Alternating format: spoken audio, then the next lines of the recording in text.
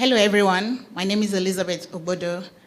Until now, I am a lecturer at Salem University, but right now I'm a PhD candidate at Toulouse School of Management in France. I would like the panel members to also introduce themselves, starting from my left-hand side. Okay. Good morning. My name is Nengak Daniel Gondi. I work at Center for Humanitarian Dialogue as a project officer. Thank you. Thank you very much. Good morning. My name is Idris Akimbaju. I work as the managing editor at Premium Times, Nigeria's leading investigative newspaper. Thank you. You're welcome. Okay, so in 2 minutes, I would like you to tell me about tell the audience about your Erasmus experience. Tell us the significant events that happened while you were there. Tell us the negative experience you also encountered, including the different countries that you visited. Okay, thank you. So in 2011, I got the Erasmus Mundus Africa, Caribbean, and Pacific program, Mundus ACP, and I did my master's in international migration and ethnic relations at the Malmö University, that's in the southern part of Sweden. I would say it was a very amazing experience. There were a few difficulties, but overall, it's probably one of my most amazing memories. I learned a lot and I had a lot of fun. I don't think 2 minutes is going to be enough to say all about it, but I can say for me, it was the first experience living outside my country. And then it was also the most challenging academic program that I have ever been through. And coming from Nigeria, where I went to Ahmadu Bello University before that, and the experience between those two universities was just completely different. And learning to adapt and study and still make my good grades and then prepare to return was, for me, a very engaging experience. I made lifelong friends, although we haven't always been able to see each other, but we remain constantly in touch. And I think also I follow the program of the university and also the church that I attended when I was studying there. I still consider myself a member of the church. So for me, it helped me to establish something like a home away from home. Thank you. Okay. Any challenges you would like to discuss, share with the audience? Any particular challenges that you encountered and how you were able to solve them that you'd like the audience to know about? Okay, so for me, the most significant challenge I would speak about is language. Sweden is a Swedish-speaking country, obviously, but my program was in English language. So I didn't have any difficulty with my program. So because of that, it wasn't compulsory to learn the language.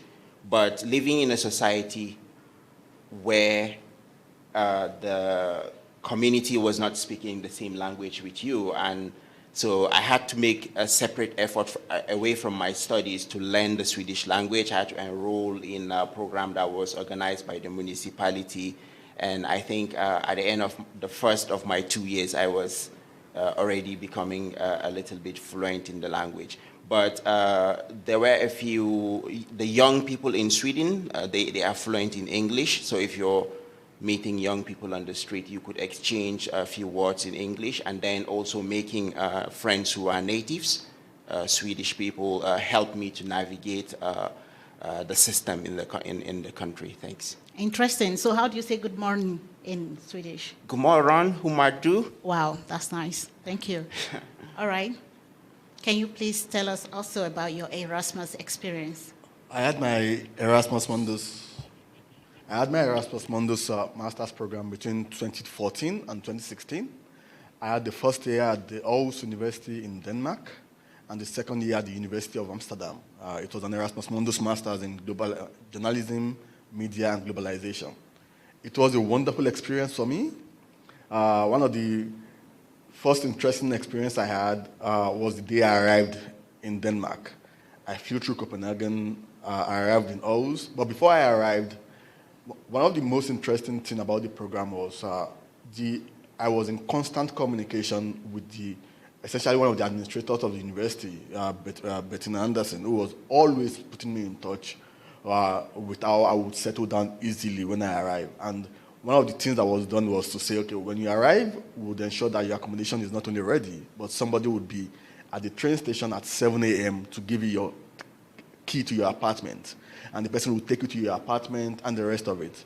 But then my train arriving in Aarhus was going to arrive at about 1 a.m. And the university offered, okay, why not rent a hotel for the night and then you sleep over? And I said, come on, I'm a Nigerian. If I arrive by 1 a.m., I just need to sleep at the station for 6 hours. I don't have to pay extra dime for that.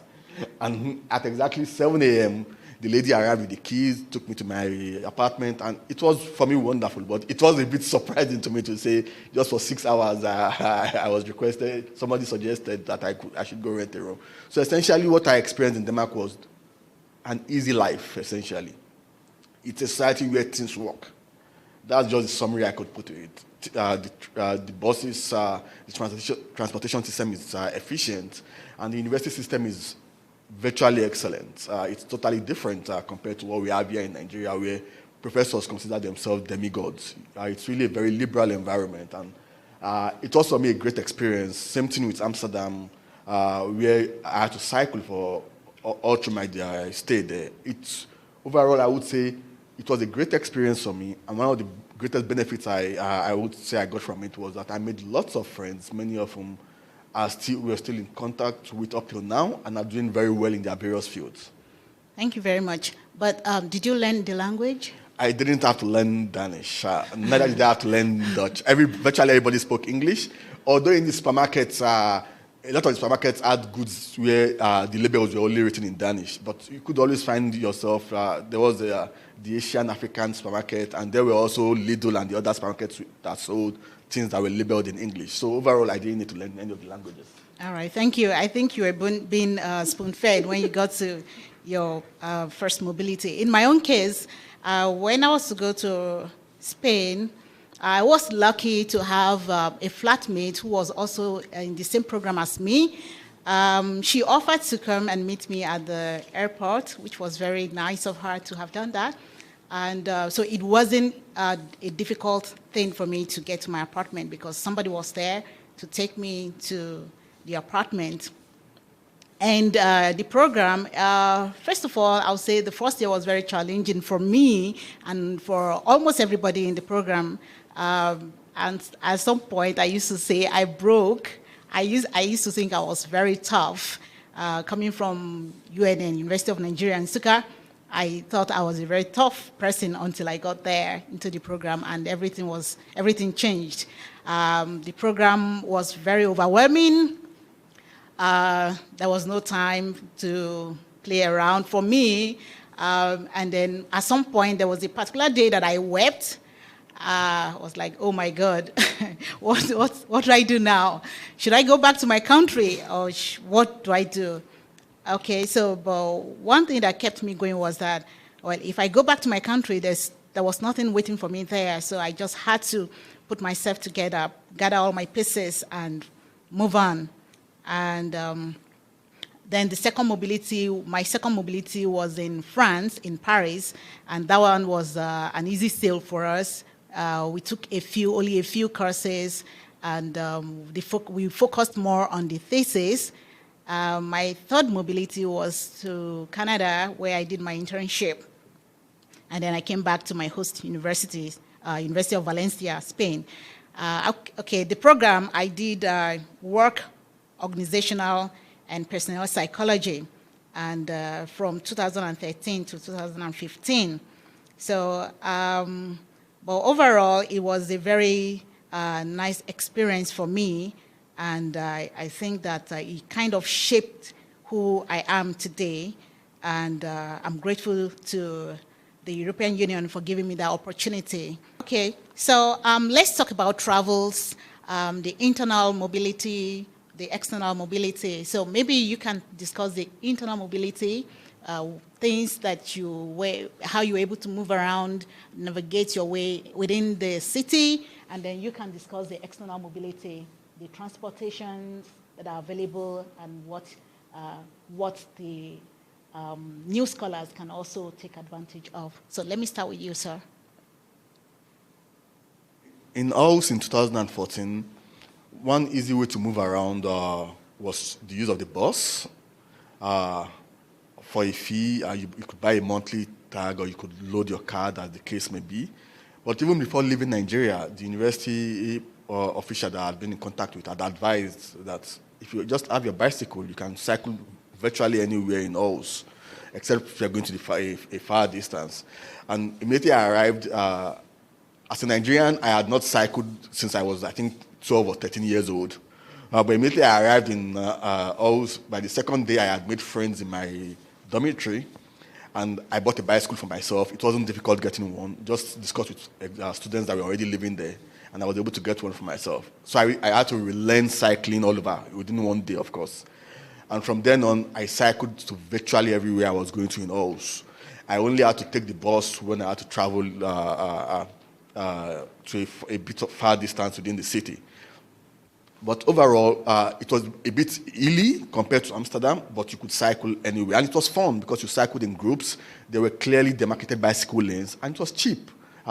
Once you have the bicycle, you don't need to pay a dime to go to anywhere you're going to. So it was a very efficient means of cycling. And of course, it was also environmentally friendly.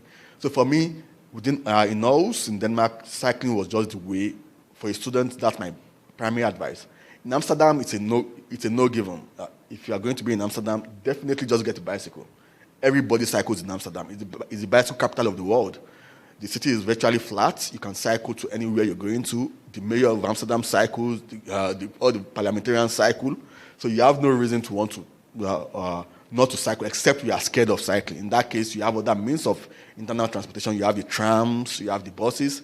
And one thing that, for a first-time traveler, one thing that strikes you with the internal transportation in both Denmark and Amsterdam is that there are clear schedules for when the buses arrive and when they leave. So there's clear, you don't have to miss your bus. While sitting in your apartment, you can plan your time, you can know when to arrive at the bus stop or at the train station or at the tram station, and you can ensure that you really don't have to be in a hurry for anything as long as you plan your time well. But for efficient and cheap mobility internally, if you're going to be in Denmark or if you're going to be in the Netherlands, I just advise you to get a bicycle. Thank you. So meaning that if you don't know how to ride a bicycle yet, you still have the opportunity to do that. Thank you very much. Okay. So before I speak about the external movement in Europe, I'll just add a point about that bicycle. It's really important. In Malmö in Sweden, there is a very vibrant market for second-hand bicycles. So you could pick one even on the day of your arrival. I got mine, I think, the second day or so. And when I started cycling, I fell in love. For those who don't know how to cycle, among us students in Sweden, there was also a system of teaching each other how to cycle. And I remember several students who have never been on a bicycle, but because it's the easiest way to move around, we put them through and they were able to cycle throughout their program. Okay. Then my program was entirely in one city, in Malmö, but hey, I had a resident permit in a Schengen country, and which was located at the border, so I had to make best use of it. From Malmö, you could take the train across the Øresund Bridge into Copenhagen. We did that a lot. It's like the biggest city in the region. If you want to explore and maybe shop and so on, you could always use that. Then there is also the use of ferry. We students always would organize, go to Denmark, take a ferry and go to Oslo. We don't have any business in Oslo, just the fun, you know. You go overnight, you arrive at dawn, then you walk through the city, and then at sunset you return to the ferry and you come back to Denmark, and then you go to Sweden. Then at the end of my first year, I applied for a conference in Czech Republic, and my abstract was accepted, and I had to go to Hrad Králové in Czech Republic, and I decided that I was going to go largely by road. So I took a bus from Denmark through Germany, and I had some friends stop over sightseeing in Germany after a couple of days. then continued by bus to Prague, and then took the train to my university. It was a very beautiful experience, and I would encourage scholars, to explore both for fun and for academics. For example, for me, studying in Malmo, it was 10 minutes away from Lund University, and there were very amazing programs I could quickly attend there. It was also about 30 minutes away from the University of Copenhagen and the Danish Institute of International Studies. So it was quite a routine for us to always go across and attend these programs. And then through the summer, there are always these conferences that you could go either in your own country or in the neighboring countries. So train rides were cheap. You could take the overnight train. Has a bed. You sleep if you want, or you watch through the window and go to the next city. There were also the cheap economy flights. You could take advantage of that, but no extra luggage if you're going to be using those. You just need your backpack. And then like Idris was saying, you could take a hotel for a few hours, but you could also use the opportunity, to do sightseeing. It's quite safe. You could move around almost round the clock. Thanks. Thank you very much. To add more to what my colleagues have just said, whether you're taking internal mobility or you're using the external mobility, you have access to train, you have access to buses, to trams, to taxis, and bicycle. Then for plane, like he rightly said, you can get the cheaper ones, particularly Ryanair, which is very cheap. You can use that to go to other countries.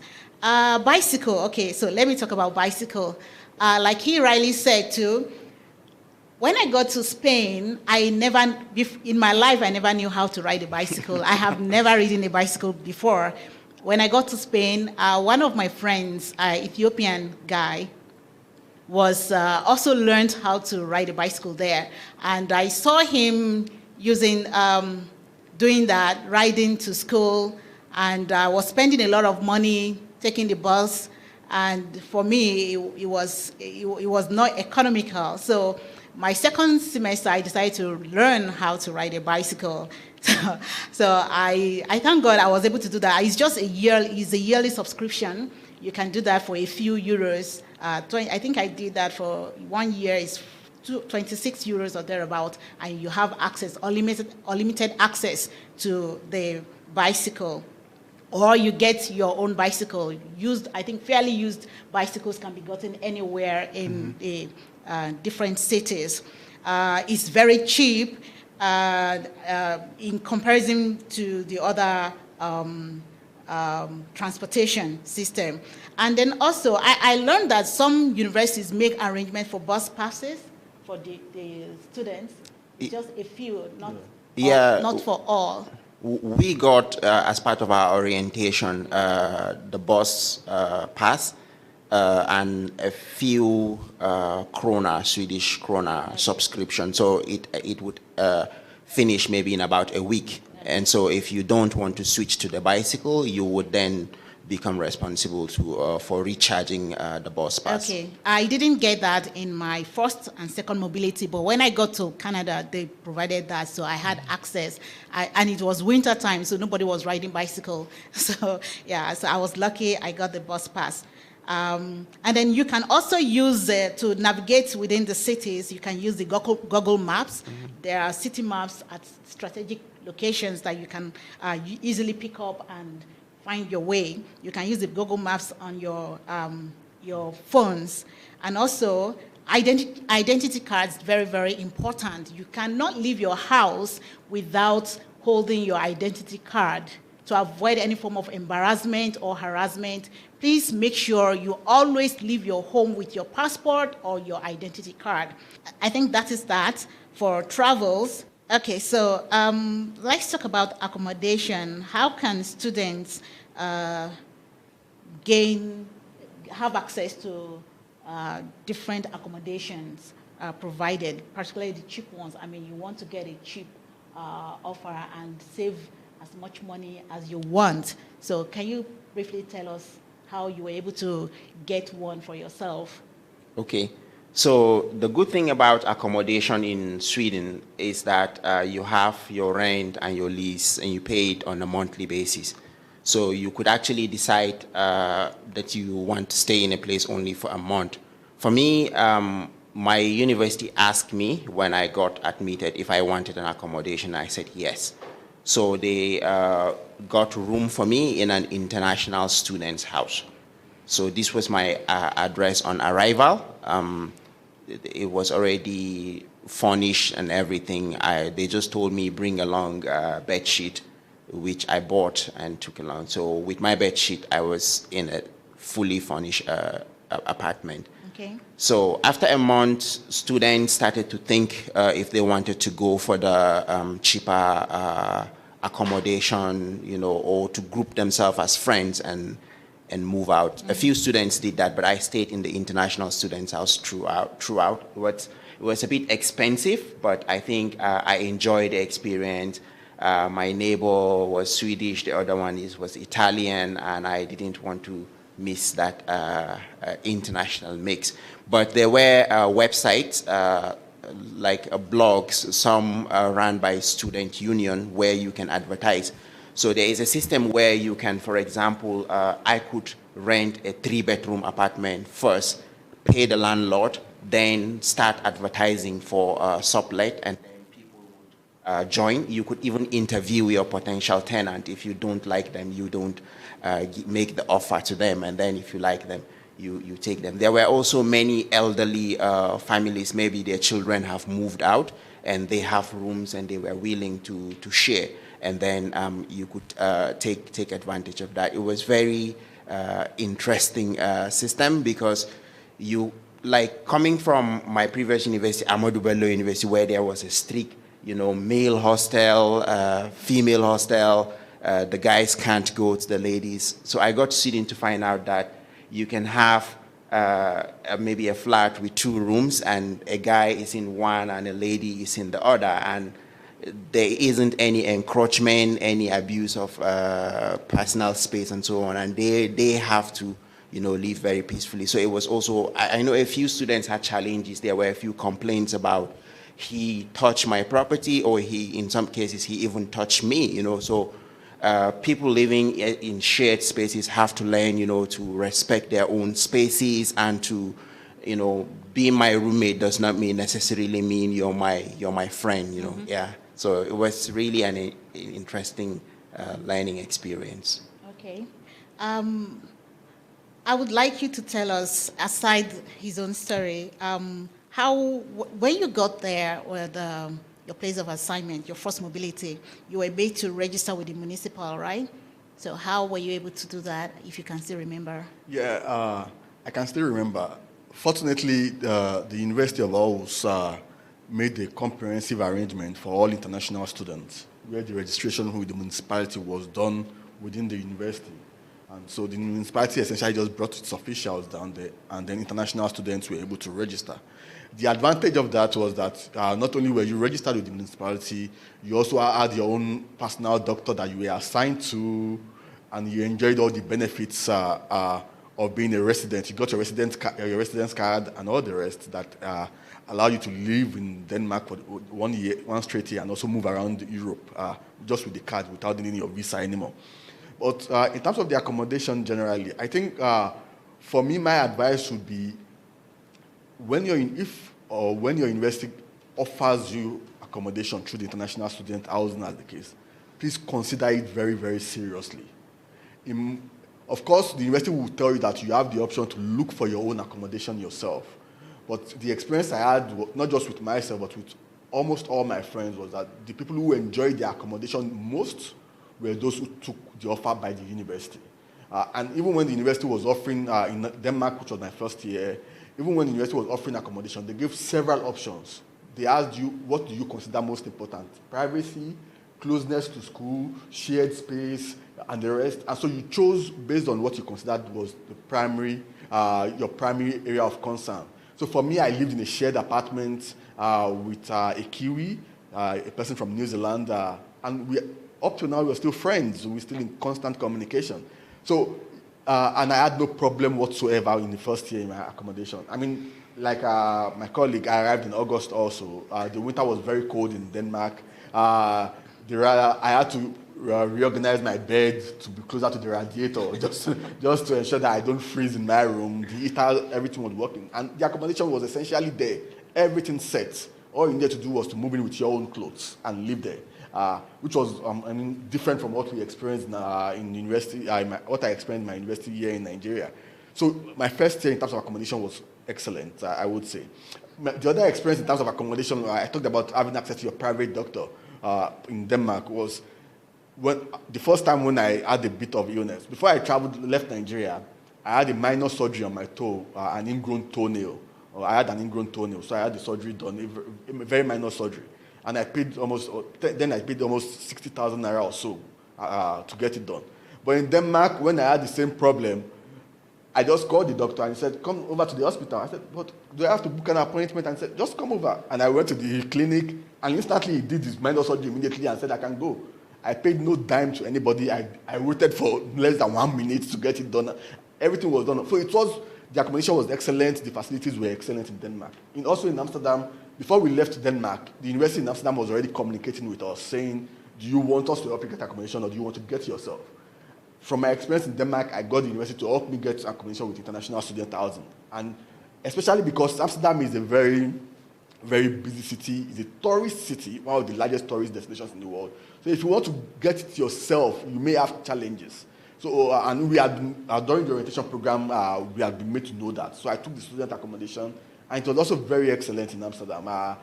So I would say my advice would be, if the university is offering you to help you get the accommodation, consider it first before you think of going to get one yourself. Mm-hmm.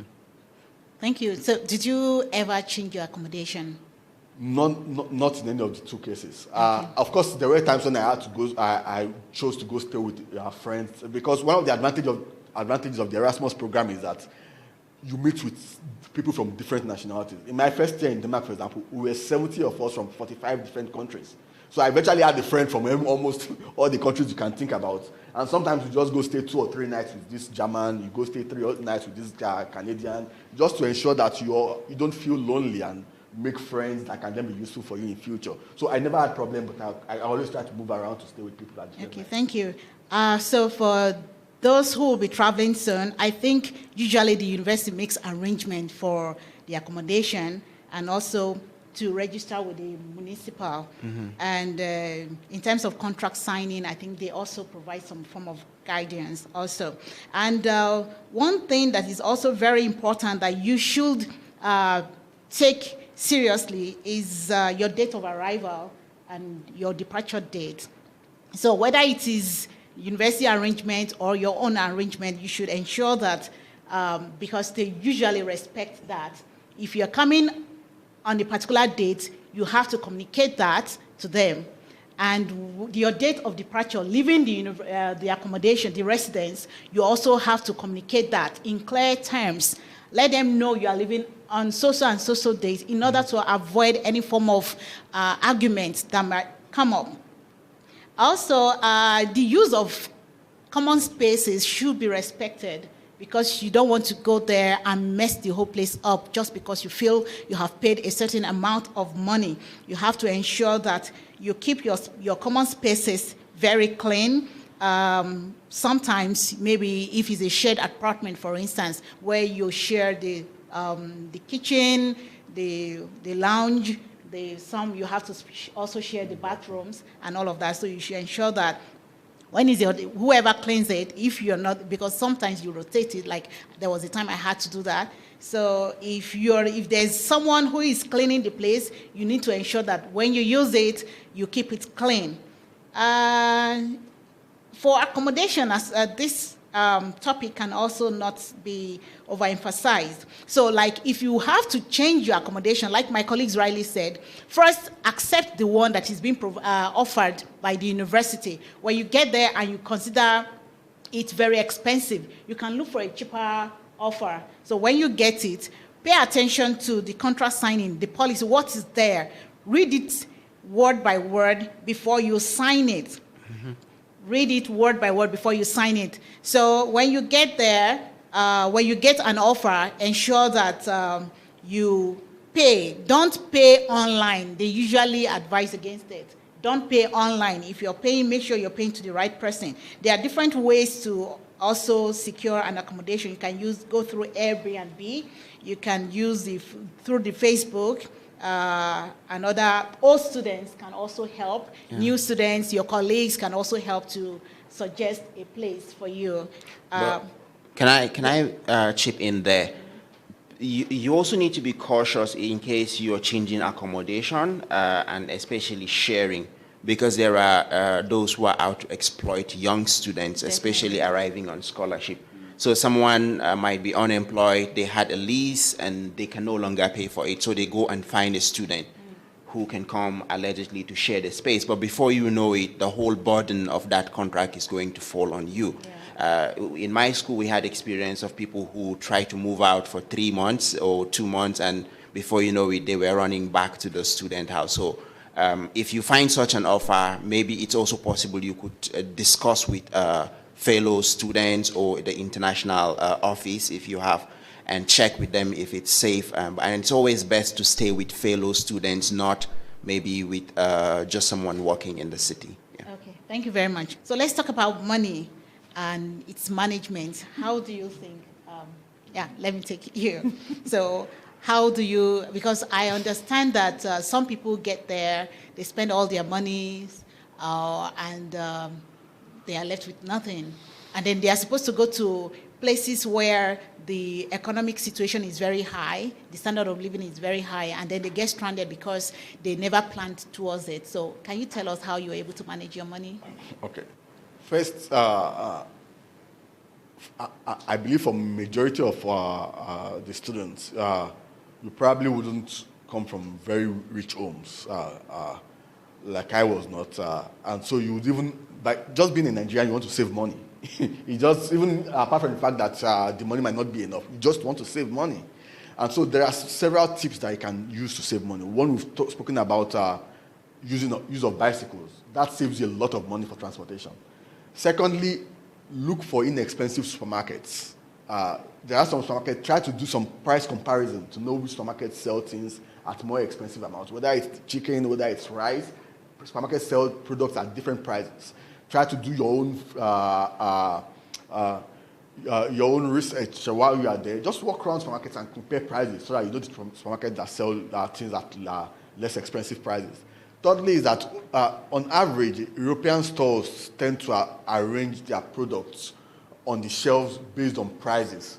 So overall, the more expensive of the same product on different brands, overall, the more expensive ones tend to be higher on the shelf, while the less expensive ones tend to be lower down. And for somebody coming from Nigeria, what I just tell myself is, even the least expensive one is of better quality than where I'm coming from. Why do I have to buy the more expensive ones? So whether I was buying basmati rice or I was buying milk, or I would tend to go for the least expensive things, so that I can save money that I can use for other things, travels, for family back here in Nigeria, and the rest of it. So there are several of, and also there are flea markets where you can buy things like, okay, you want to change your towel, you like a different kind of bicycle, you want to buy some new shoes and the rest. You don't have to buy brand new things sometimes. The Red Cross has, both in Denmark and in Amsterdam, the Red Cross has its own shops where they sell second-hand products. You also have flea markets where you can buy things relatively cheap compared to the supermarkets. So overall, try to ensure that you do a lot of window shopping. Know prices of things before you buy them. Compare prices and ensure you go for places where things are less expensive. Thank you. And also, there is a tendency that you want to engage in impulse buying. You see something, you just want to buy. You don't really need many things because you're going to be changing it's likely that you'll be changing your countries. You'll be having every semester you have to go to another country. So engaging in impulsive buying, meaning that you have so many luggage and then you are going to be paying for more excess luggage. And then when you get there to your place of your first mobility, you have to open a bank account. That's number one thing you should do. As soon as you get there, I think the university also has a way of making this available. But in my own case, I'm not sure I did. So it was an old student of mine that gave me some guidance. And this money thing, why I raised it up is because recently I have a friend of mine told me that now he is in Spain, but he has to travel to UK for his third mobility. And he doesn't have money. He doesn't have money, foreign currency. Most of his monies, he transferred them to Nigerian currency. Wow. Yes, he transferred them, put them in Nigerian currency. And now he has to pay for accommodation, and you're paying extra 1 month, and he doesn't have the money. The first bulk of money they gave him, he transferred it to Nigeria. So now he's stranded. And it's not the only one. I got to know when I was asking for help for him. So many students also did that made that mistake. So when you get there, they pay you some money. As long as you are still in euro, please keep your money in euros. Don't exchange it for anything, except the ones you want to give out to your family members. And you should do little of it until you are almost towards the end of your program.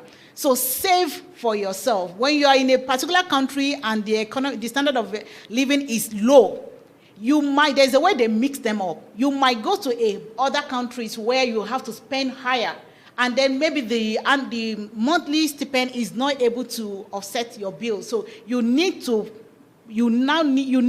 the savings now. You need to fall back on your savings. So keep your money in euros. Don't exchange it to naira for nothing. Prioritize your money based on what you're going to receive, and we've had students who had to call for their family for assistance, but I think you should try to live within your means. When I think about the things I bought, impulsive buying, like you said, which I had to sadly throw them away on my final day. Yeah. Because even though I was ready, because of my books mostly, to pay excess luggage and come back with like 3 big suitcases, there were so many beautiful things I had acquired that I couldn't just fit them, even if I had 5 suitcases. Yeah. So what was the point, buying a very fancy winter jacket 3 months to the end of my experience when it couldn't fit into anything, and I had to, some I gave away to other students, some I actually had to go to the recycle area and get rid of them. So that wasn't a very good use of my money. Thanks. Okay. Also, just 30 seconds. If you also, once you find yourself in once you move into your accommodation, you will be added to the group, online group of the residents of the accommodation that you have, that you'll be living in. Make use of that group, whether it's a Facebook group or whatever social media platform, to get things that you need that you don't have to buy. I remember there was a time I needed to blend stuff, and I was like, do I have to go buy a blender? And I just put a message on the group, please, I need a blender, can somebody lend me one? And a Danish guy said, come on, Idris, I have 2 blenders, I don't use them, come and take any of them you want. After I used them till I left Denmark, and then I returned it to him. So same thing, I needed a TV. I just wanted the TV to watch Danish stations, and I just felt, do I have to go buy a TV? And I just put a message on the group, and somebody said, oh, I have an old TV here. Do you mind coming to take it? So a lot of things you don't have to buy. Ask, then if you don't get them, then you cannot, of course, if you really need them, buy them. But always try to ask. People have these things that they don't use. Thank you. So let me just quickly talk on culture and socialization.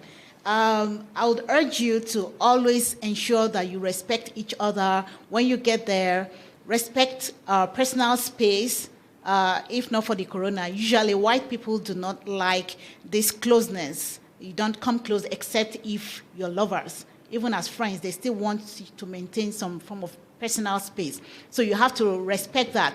Don't say because where you're coming from, you just touch. You don't touch people. They don't want you to touch them. Say they can be friendly with you, smile with you, but you don't have to touch them unless they make that move. So make sure you bear that in mind. And also try as much as possible to learn the language if you can. It's very, very important. You never can tell what you will need it for.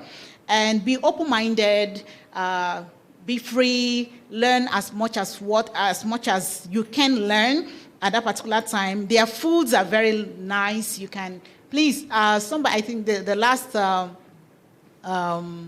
orientation we had, somebody was talking about if they should go with some foodstuffs from here. It's really not necessary. I think in one of the chats, the group chats, an old student was saying, you don't have to come with any food at all. Everything is made available. Just explore. That's also part of being open-minded. Whatever food is available there, just try as much as possible to live on it. Like this pasta, for instance, can be made in so many ways.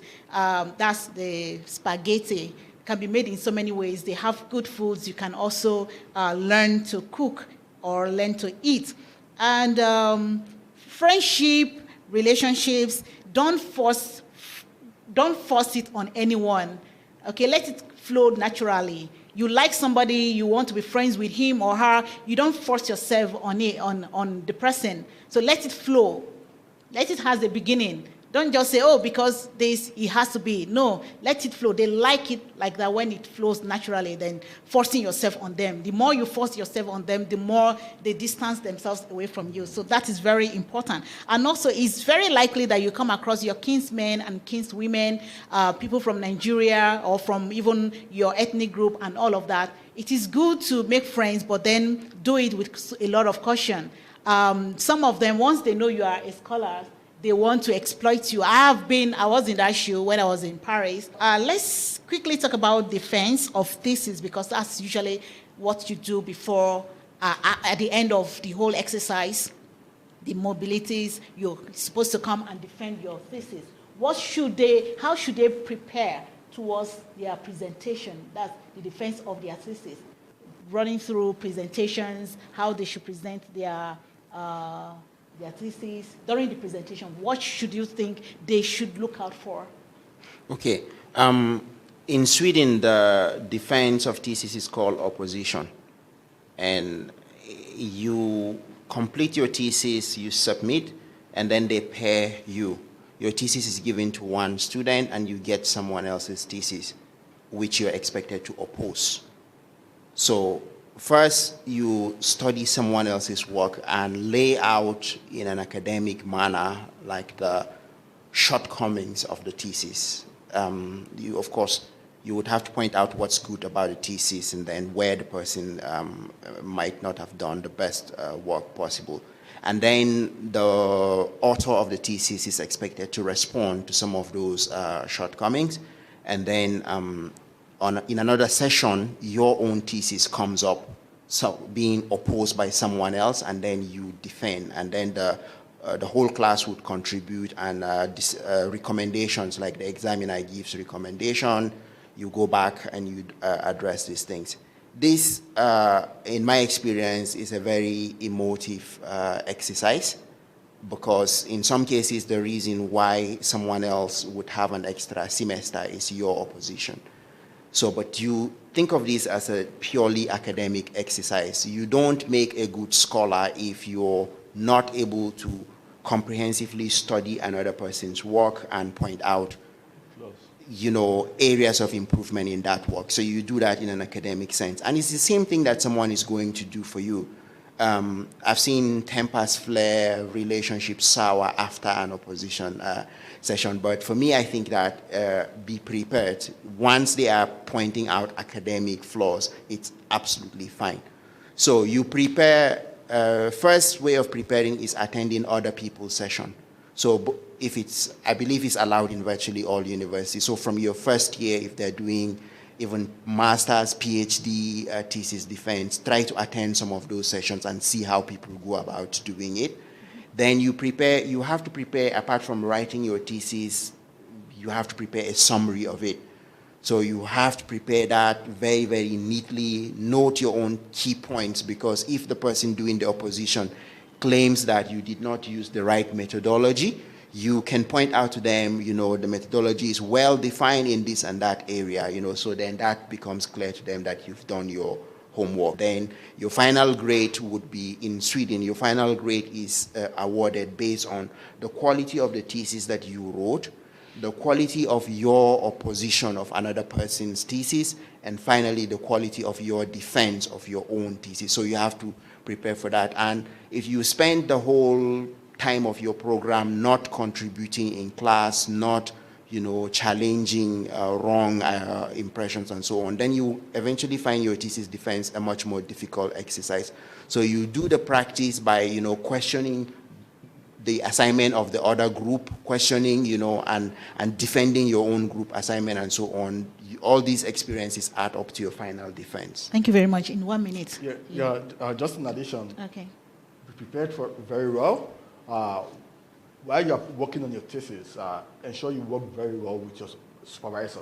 A lot of the observations that could be taken note of by either the external observers or for the thesis or your colleagues would have been noticed by the supervisor. Though, when your supervisor reads observation during the thesis, before you do the final submission, try to do the necessary corrections. Don't be strong-headed. Don't insist on what you believe you know, even when you are told, when you are given a better opportunity to rewrite or rework something. And before the final thesis defense, ensure you try to do some kind of presentation before your colleagues, your close friends, your close classmates, so that they would ordinarily have an idea, and then they can tell you, oh, Idris, you speak too fast, Kunle, you speak too slowly, or can do this better. Try to do some presentation before that. Thank you. So let's go to visa. We are taking visa last because of we understand that a lot of people have already applied for visa. So can you briefly tell us what you went through, just in 2 minutes, what you went through when you were applying for visa, if there were obstacles, and how did you were able to handle them? For the first year going to Denmark, there wasn't any problem from here. Then getting the Danish visa was, I think, through the Swedish embassy. There was no, I think it was through the Swedish embassy then. So there wasn't any problem really here. But back in getting the Dutch visa from Amsterdam was a bit problematic for 2 reasons. One, my passport expired while I was in Denmark, and there was no Nigerian consulate in Denmark, so I had to travel to Sweden to get another passport. Secondly was that applying for the Dutch visa from Amsterdam, there was a proviso that I had to come back to Nigeria. So I applied first, I applied for the visa from Denmark, but even after getting it, I had to come back to Nigeria first before going to Amsterdam. I felt that was a bit unnecessary. I think it has been resolved by the Erasmus program now, but whatever it is, try to just follow the due process in getting it. I think that's just follow the instructions, and I don't think you would have any problem. Yeah.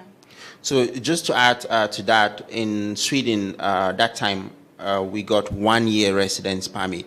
So for those of us on a 2-year program, you have to renew midway. So all the requirements that you submitted for the first permit still apply.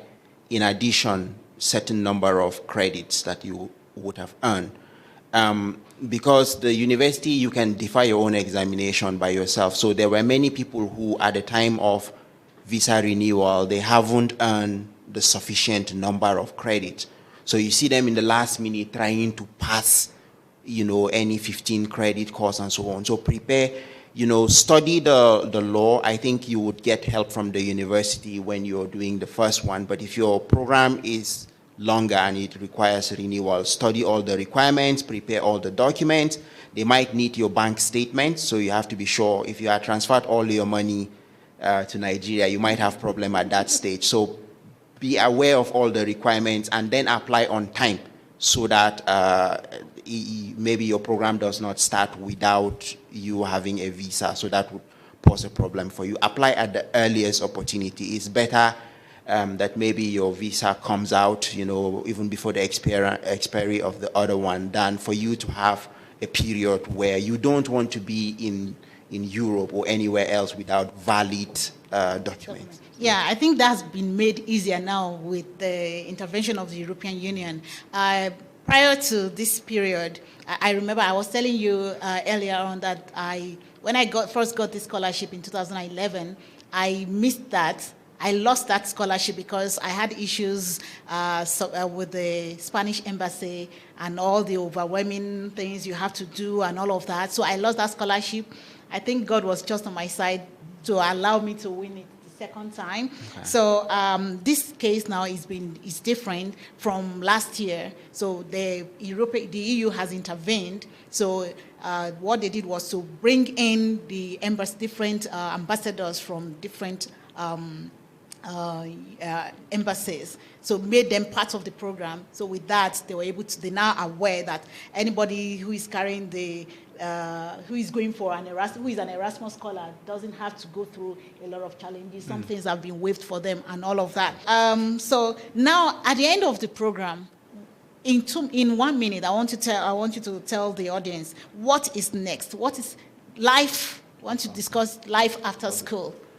First, from my experience, I would say, after your first 2 or 3 months in your first country that you are in, try to make up your mind whether you want to stay back in Europe after your studies or you want to return to Nigeria.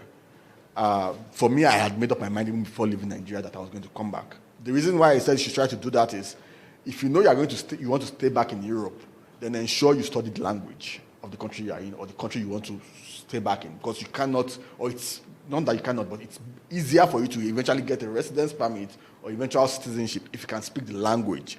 So make up your mind that there first. If by the time you are then rounding off your program after your second year, it's clear to you what you want to do. If you want to stay back, then of course you have to start looking for a job, looking at what the law says. In Netherlands, for example, after your studies, you are allowed to some form of residency for 2 or 3 years, where you are allowed to look for a job. So you have to know what the law of the country you are in states about you staying beyond your time of school and you looking for a job. But if you are the person that wants to return to Nigeria, then I would say the little money you have saved, the little experience you have had, I keep making emphasis on make friends. Make friends. I'm a journalist. Based on the kind of journalism we do a lot of transnational collaboration. Many of my colleagues that were in school together, whether in the UK, whether in Germany, they've been very helpful up till now. Whenever I travel to many of those European countries, I hardly rent a hotel. I just go to stay with a friend for a few days. Make friends. They will be useful to you. Thank you very much. Please, your final word. Okay, so I would just say that, like Idris said, make up your mind what you want to do after the program and start preparing towards it. If you're going to work in maybe a certain industry, you have to start, reading, contributing in social media and so on in that field, so that when you complete your program and you have your degree, it's easier for you to fit into the industry that you're interested in. So, but whatever you choose, don't foreclose on other opportunities. So be in touch with your professional colleagues and organizations in Nigeria, because this may come back handy. Make friends. You always, I completed my master's nearly 10 years ago. I still need references from the university. Mm-hmm. Yeah. So you have to make friends with the university. Your supervisor, for example, is one of the most important persons that would continue to give information about you years after you've finished. So make sure you don't leave any bad impressions in the minds of fellow students, in the minds of the university, and complete your program. And consider yourself an ambassador of both you are an ambassador of the university you went to in Nigeria, an ambassador of the Erasmus program, and when you complete your degree, you become an ambassador of the university that you are going to. So all the best. Thank you. Thank you. So from my own side, I will ask you to network, like they rightly said, network, and network. I would like to apologize that this pre-departure orientation program is coming at this time of the year. Of course, we are all aware of what is currently happening. Usually, last year we discussed that it should have taken place earlier. Like last year, it was also done in August. So I have discussed with the organizers, and I hope that next year, those who will be awarded next year should have the advantage of having it done earlier. At the latest, June should be done, so that it can also help them while they are preparing for their visas. So I hope you have been able to take 1 or 2 things from our discussions. I wish you all the best as you embark on your trajectory, and please be an ambassador of your country, Nigeria, be an ambassador of Erasmus Plus, and be an ambassador of the European Union and also the institutions that you will be representing. All the best as you go on. Good luck. Thank you. Thank you very much. Thank you. Thank you. Thank you.